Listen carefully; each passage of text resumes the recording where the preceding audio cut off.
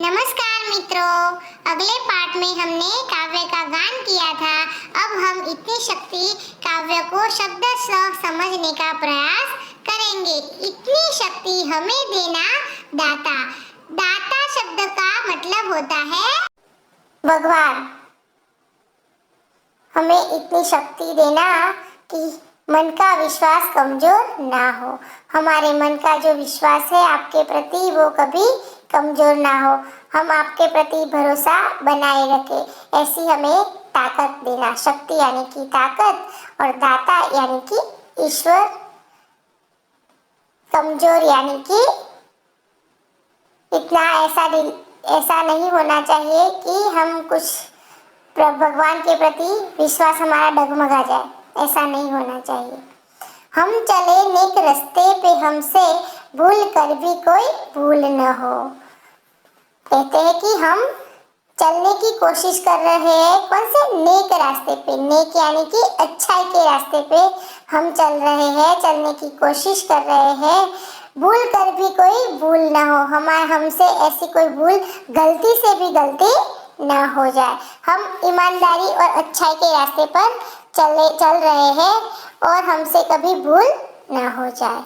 आगे कहते हैं कि दूर अज्ञान के हो अंधेरे, तू हमें ज्ञान की रोशनी देना। मतलब कि हे ईश्वर, तू हमें ज्ञान रूपी प्रकाश देना। हमारे मन में जो अज्ञान रूपी अंधेरा भरा है वो दूर करके हमारे मन में ज्ञान की रोशनी पैदा करना। हम अच्छे काम करें, हमारे मन में अच्छा ज्ञान बढ़े, अज्ञान से हम दूर रहे। हर बुराई से बचते रहे हम, जितनी भी दे भली जिंदगी दे। आगे कहते हैं कि हम हर बुराई से बचते रहे।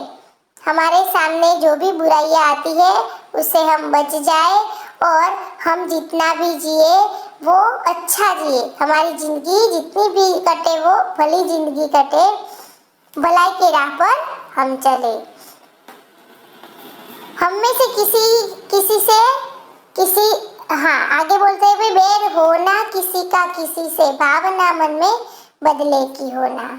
बैर होना किसी का किसी से, भावना मन में बदले की होना। बैर यानी दुश्मनी, कि भाई हमारा किसी से दुश्मनी हमारी न हो। हम सबके साथ अच्छे से मिलजुल कर रहे। हमारे मन में कभी ऐसा भाव प्रकट ना हो, किसी से हमारी दुश्मनी न हो कि भाई हमसे किसी से दुश्मनी न हो। और अगर कभी दुश्मनी हो भी जाए तो हमारे मन में उससे बदला लेने की भावना पैदा मत करना। हम सबका जो गलतियां करते हैं, जो हमारे साथ भेदभाव प्रकट करते हैं, उनको भी हमें क्या करना चाहिए? उनको भी हमें प्यार से पेश आना चाहिए। आगे कहते हैं कि भाई प्यार ही नफरत को काटता है। आगे बोलते हैं कि भाई हम न सोचे हमें क्या मिला है, हम ये सोचे किया क्या है अर्पण। प्रार्थना में कहते हैं कि हम न सोचे हमें क्या मिला है। हम यह कभी न सोचे, हमें ऐसा कभी नहीं सोचना चाहिए कि हमें क्या मिला है। सब लोग स्वार्थी होते हैं ना, कि हमें कुछ फायदा हो तो ही हम तो काम करें। ऐसे नहीं सोचना चाहिए। हम न सोचे हमें क्या मिला है, हमें ऐसा बिल्कुल भी नहीं सोचना चाहिए कि हमें क्या मिला है। लेकिन हमें ये सोचना चाहिए कि हमने क्या दिया है, हमने दूसरों को क्या दिया है, क्या अर्पण किया है। अर्पण यानी कि देना। हमारे प्रति हम जो मनुष्य के रूप में अवतार लेकर आए हैं, तो हमारा भी फर्ज बनता है कि हम किसी के लिए कुछ अच्छा काम करें। वैसे लोग होते हैं ना, बहुत सारे लोग ऐसे होते हैं कि भाई हमें कुछ फायदा हो तो ही हम ये काम कर सकते हैं, सब स्वार्थ के लिए जीते हैं, है ना। तो यहाँ प्रार्थना में कहते हैं कि भाई हमें ऐसा बिल्कुल भी नहीं सोचना चाहिए कि हमारे लिए क्या किया है, हमें क्या मिला है। लेकिन ऐसा सोचना चाहिए कि भाई हमने दूसरों के लिए क्या किया है, हमने देश के लिए क्या किया है, लोगों के लिए क्या किया है, भगवान के लिए क्या किया है। आगे कहते हैं फूल खुशियों के बांटे सभी को, सबका जीवन भी बन जाए मधुबन। यानी कि हे ईश्वर, ऐसे खुशियों भरे फूल बांटिए कि सबका जीवन मधुबन बन जाए। मधुबन यानी कि बागीचा, उपवन। तो हमारा जीवन उपवन सा सुंदर बन जाए। हम अपनी खुशियों के फूल सब में बांटे और सबका जीवन उपवन बना दे, बागीचा बना दे, ऐसा सुंदर बनाए। आगे कहते हैं कि अपनी करुणा का जल तू बहा के कर दे पावन हर एक मन का कोना। हे ईश्वर, तू ऐसी करुणा कर, ऐसी दया कर, ऐसी करुणा की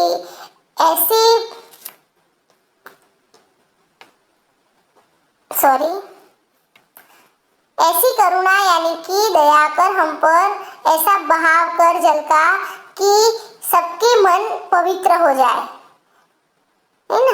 सब लोग कहते हैं कि भाई गंगा में नहाने से मन चंगा हो जाता है ना, पवित्र हो जाता है। लेकिन दूसरी एक कहावत है कि मन चंगा तो कठौते में गंगा, यानी कि हमारा मन साफ हो तो हम पवित्र ही है। तो यहाँ पर भगवान को प्रार्थना करते हुए, ईश्वर को प्रार्थना करते हुए कहते हैं कि अपनी करुणा ऐसी कर, अपनी करुणा रूपी जो जल है वो जल का बहाव तू ऐसा कर कि हमारे सबके मन में जो खराब भाव है वो भाव दूर हो जाए और हमारा मन पवित्र, पावन यानी कि पवित्र हो जाए। हम अंधेरे में है रोशनी दे, खो न दे खुद को ही दुश्मनी से। हम अंधेरे में है मतलब कि अंधेरे में यानी कि लाइट के बिना अंधेरे में बैठे हैं ऐसा मतलब नहीं है, लेकिन हमारे भीतर, हमारे मन के अंदर अंधेरा है, हमारे अंतर में अंधेरा है। वो अंधेरा दूर करके हमें सही राह दिखाए, हमारे मन को जगाए। नहीं तो हम क्या कर देंगे, खो न दे खुद को ही दुश्मनी से, क्योंकि जो दुश्मनी हमारी होती है वही हम अपने आप को मिटा लेंगे। वही दुश्मनी से हम अपने आप को मिटा न डाले। इसीलिए है ईश्वर तू करुणा रूपी दया हमारे ऊपर कर। हम सजा पाए अपने किए की, मौत भी हो तो सहले खुशी से। हमने जो भी हमसे जो भी गलतियां होती है वो गलतियों की हम सजा पाने के लिए तैयार है। आप हमें जो भी सजा दोगे वो हम स्वीकार करेंगे, लेकिन मौत भी हो तो सह लेंगे खुशी से। अगर आपकी सजा में हमें मौत भी मिल जाएगी तो मौत भी हम खुशी से सह लेंगे। कल जो गुजरा है फिर से न गुजरे, आने वाला वो कल ऐसा होना। लेकिन हमें मौत भी प्यारा है, लेकिन कल जो गुजरा है, कल यानी कि भूतकाल में जो भी बातें हो गई है वो बातें हमें दोहरानी नहीं है। जो भी हमारे साथ हुआ है वो दोहराना नहीं है, वो फिर से गुजरे नहीं। जो कल गुजर गया है वो कल वापस फिर से ना आए। आने वाला कल ऐसा फिर बिल्कुल भी नहीं होना चाहिए। आने वाला कुछ नया ही होना चाहिए। हर तरफ जुल्म है, बेबसी है, सहमा सहमा सा आदमी है। हर तरफ, चारों ओर, हे ईश्वर को प्रार्थना करते हुए कहते हैं कि आज हर तरफ अत्याचार हो रहे हैं।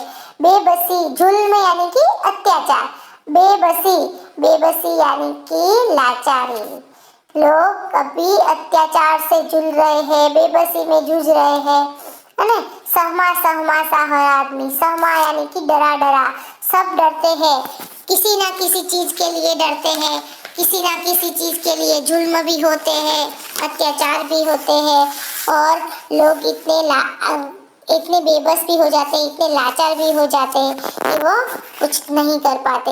और ऐसे करते हमारे देश में पापों का बोझ बढ़ता ही जा रहा है। जाने कैसे ये धरती थमी है, मतलब कि ये धरती कैसे टिकी हुई है। थमी यानी कि टिकी हुई है, किससे टिकी हुई है। लोग उन्हें रोकने में असमर्थ है। जो लोग अत्याचार कर रहे हैं, बेबसी कर रहे हैं, लोगों के साथ लोगों को लाचार बना रहे हैं, उनको रोकने में असमर्थ है। हम में शक्ति नहीं है। हर आदमी डरा डरा दिखाई देता है और पाप का बोझ तो बढ़ता ही जा रहा है। पता नहीं ये धरती यह सबसे कैसे सहन कर रही है, सबको कैसे थमी है, कैसे टिकी हुई है।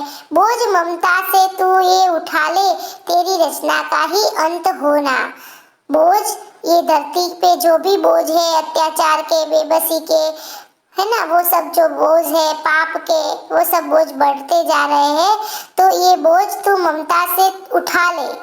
ईश्वर को बोलते हैं कि तू हे प्रभु, तू अपनी ममता के बल से धरती के इस बोझ को उठा ले, जिससे तेरी बनाई हुई यह धरती कभी नष्ट न हो, यह दुनिया कभी नष्ट न हो।